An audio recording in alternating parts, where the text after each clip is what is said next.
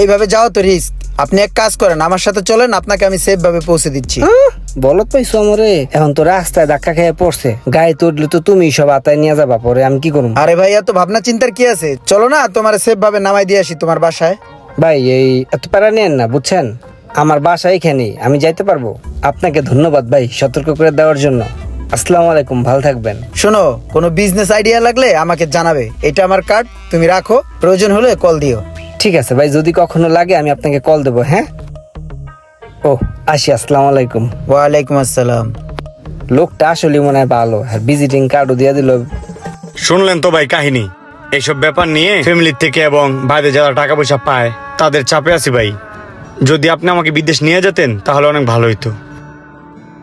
শোনো মোশাররফ, আমি ওরকম বড় কিছু না, আমি বাংলাদেশে বেশিক্ষণ থাকিও না, আমি অনলি ক্যানাডিয়ান সিটিজেন, ওখানেই থাকি, ছোট থেকে বড় হয়েছি, তো দেশের মায়া ত্যাগ করতে পারি না।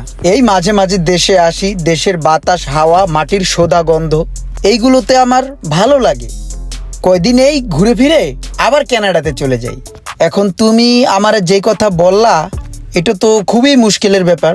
এখন শোনো, সরাসরি তোমাকে আমি কানাডাতে নিতে পারবো না, ঠিক আছে? তোমাকে আমি বিভিন্ন দেশ ভায়া হয়ে তোমাকে যেতে হবে। আর একবার কানাডাতে পৌঁছে গেলে তোমার আর কোনো সমস্যা হবে না।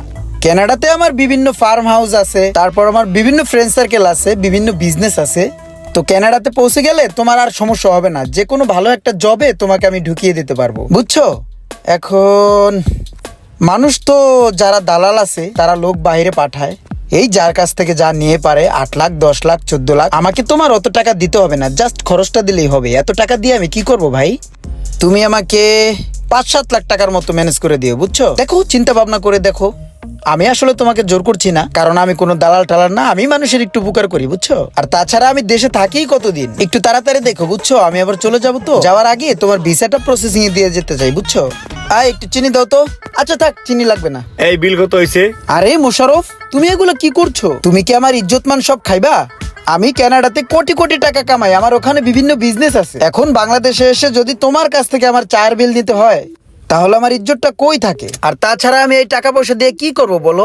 আমি বাংলাদেশে আসি মানুষদেরকে হেল্প করার জন্য। আর এক কাজ করো, চায়ের বিলটা দিয়ে দাও, আর এখানে মনে হয় 10,000 টাকার মতো আছে, বাকিটা তুমি রেখে দাও। যাও যাও। হ্যাঁ রে মোশাররফ। আসসালামু আলাইকুম স্যার, ভালো আছেন? ওয়ালাইকুম আসসালাম। ভালো আছো তুমি? জি ভালো, আপনি ভালো আছেন? তোমাদের মনে হয় রিয়েল এস্টেটের বিজনেস আছে। আজকে যে তুমি ব্যাগ ভর্তি টাকা নিয়ে আসছো, সেটাও কিন্তু আমি উপলব্ধি করতে পারছি। এদিকে আসো। জি স্যার। আচ্ছা, তোমরা বড় কোনো কাজ ধরতে পারো না? এই যেমন রাস্তাঘাটের কাজগুলা, সরকারি বিভিন্ন কাজ আছে, আর বড় বড় টেন্ডার আছে,